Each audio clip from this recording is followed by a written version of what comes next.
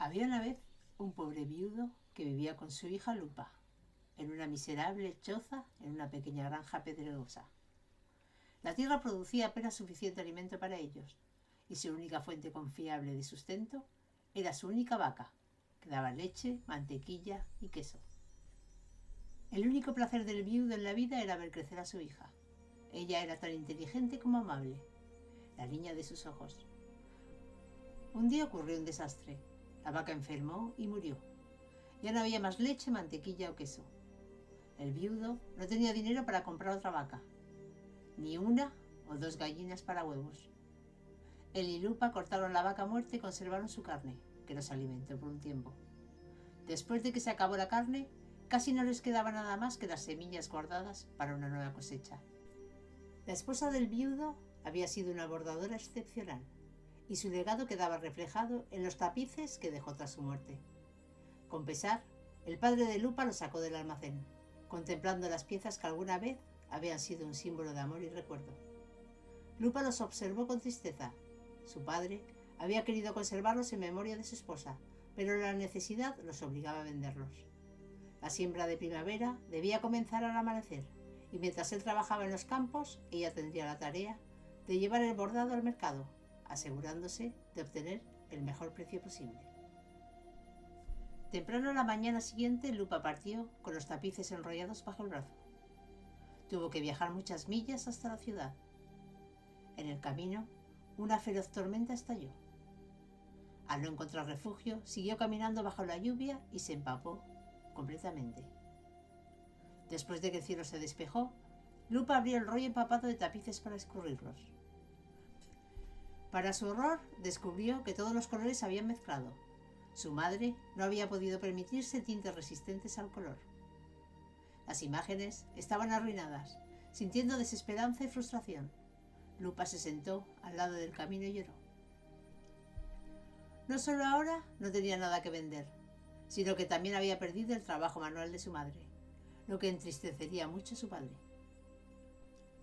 Después de un tiempo secó sus lágrimas y decidió ir al mercado de todos modos, con la esperanza de vender solo el lienzo, o quizás simplemente mendigar unas pocas monedas o un poco de pan para llevar a casa. Mientras pasaba por un bosque espeso, oyó un aullido lastimero no muy lejos. Parecía la misma expresión de su propia tristeza. Demasiado deprimida para sentirse asustada, siguió el sonido y se encontró con una gran loba gris, de ojos amarillos, atrapada en una trampa por su pata delantera derecha, aullando de dolor y angustia. Conmovida por el sufrimiento del animal, se acercó sin vacilar. Al ofrecer su ayuda, la loba, para su asombro, le respondió. Le dijo que tenía cachorros en su guarida y sin ella morirían. Lupa tomó un palo, hizo palanca en la trampa y liberó la pata aprisionada. Sin dudarlo, arrancó un trozo de su propia enagua y vendó la extremidad lastimada con ternura. La loba aceptó sus cuidados sin resistencia. Agradecida, prometió devolverle el favor, pero Lupa, inmersa en su propia miseria, confesó que nada podía aliviar su desgracia. Le habló de la muerte de la vaca, de los tapices arruinados, de su desesperanza. La loba la miró con sabiduría y le aseguró que no debía preocuparse. Con eso, la loba se fue cojeando con su pierna vendada y desapareció en la maleza. Lupa estaba perpleja, pero reflexionó que la palabra de una loba suficientemente mágica para hablar probablemente era una palabra digna de confianza. Enterró los tapices, no queriendo que su padre los viera estropeados. Luego regresó a casa con las manos vacías. Le contó a su padre una mentira piadosa, diciendo que había vendido los tapices y que había sido robada en el camino de regreso a casa. Su padre había trabajado todo el día y tenía hambre, pero no tenía nada que comer excepto unas pocas raíces y semillas. Se fueron a la cama con el estómago ruidoso y durmiendo mal. Tanto Lupa como su padre se despertaron esporádicamente por el aullido de los lobos, cerca del bosque. Por la mañana Lupa se sentía demasiado cansada para levantarse, pero se apresuró a salir de la cama cuando oyó a su padre gritar. Allí yacía un cuarto de venado, recién despellejado, rasgado en los bordes como si hubiera sido masticado del cadáver en lugar de cortado. Padre e hija asaron algunas rodajas para el desayuno y tuvieron su primera buena comida en mucho tiempo. Al día siguiente se sorprendieron al encontrar una compañía de guardias del rey en la misma puerta. El capitán de la guardia golpeó la puerta con el pomo de su espada, exigiendo que la abrieran en nombre del rey. El padre de Lupa obedeció rápidamente, pero negó ser un cazador furtivo. El capitán lo acusó de cazar ciervos en el bosque real, señalando que un rastro de sangre los había llevado hasta allí. Los guardias empujaron la puerta y descubrieron la carne de venado colgando junto a la chimenea. Sin más, el capitán echó un vistazo y declaró su veredicto. Ambos estaban arrestados. En vano, Lupa y su padre protestaron que la carne había sido entregada por gente desconocida y que no tenían idea de dónde había venido. Nadie los escuchó.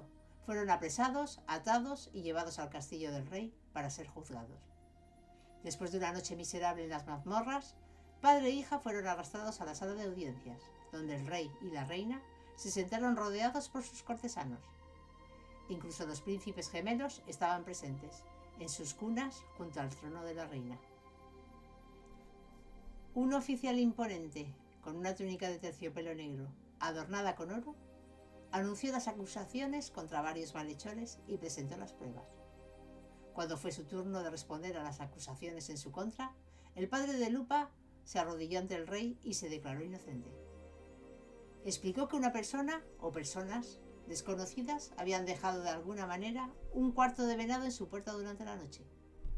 El rey escuchaba la historia con evidente aburrimiento. Su expresión reflejaba indiferencia. El acusado, consciente de lo débil que sonaban sus palabras, cayó en un silencio avergonzado. En contraste, la reina observaba con intensidad a Lupa y a su padre, sus ojos amarillentos y poco comunes fijándose en ellos con un interés inesperado. Sin dudarlo, declaró que no habría sentencia para los acusados, serían sus sirvientes. El rey intentó objetar, recordando que la pena por caza furtiva era la ejecución, pero la reina no cedió. Su tono firme no dejaba espacio para la discusión. Ordenó a los guardianes llevarlos a sus aposentos. Lupa y su padre esperaron bajo custodia hasta que la reina apareció en persona. Sin titubeos, ordenó que les quitaran las ataduras y despidió a los guardias. Sin saber qué más hacer, ambos se postraron a sus pies, agradeciéndole su misericordia. Pero la reina negó ser misericordiosa, simplemente cumplía con sus responsabilidades. Explicó que su antigua manera de recompensa les había causado problemas y ahora debía reparar el daño. Cuando Lupa expresó su confusión, la reina se arremangó el brazo derecho, revelando una venda manchada de sangre. Lupa la miró con atención y reconoció la tela arrancada de su propia nagua. Comprendió con asombro la verdad. La reina era la loba. Antes de que pudiera reaccionar, la soberana puso fin a cualquier posibilidad de discutirlo. Desde ese momento, Lupa sería su doncella y su padre el jardinero real. Ambos estarían bien alimentados y bien pagados. Sus días de privaciones habían llegado a su fin. Lupa y su padre lloraron de alegría y besaron las manos de la reina. Nunca volvieron a su pobre choza, sino que se instalaron en el castillo de inmediato. Lupa sirvió fielmente y con dedicación a su ama real durante muchos años. Su padre cuidó los jardines del castillo con esmero y finalmente ascendió al rango de jefe de jardineros. Lupa desenterró los tapices que su madre había hecho, enjuagó sus tintes baratos y los entregó a las más expertas bordadoras reales para que los copiaran. El trabajo resultante se conoció en todas partes como los celebrados tapices lupinos. Años después, aún eran gemas preciadas en el Museo Nacional. La gente decía que a veces, en noches sin luna, Lupa y su padre experimentaban una extraña transformación y corrían por el bosque con los lobos salvajes, en una manada que siempre estaba liderada por una gran loba gris, con ojos amarillos, y una pata delantera derecha con cicatrices.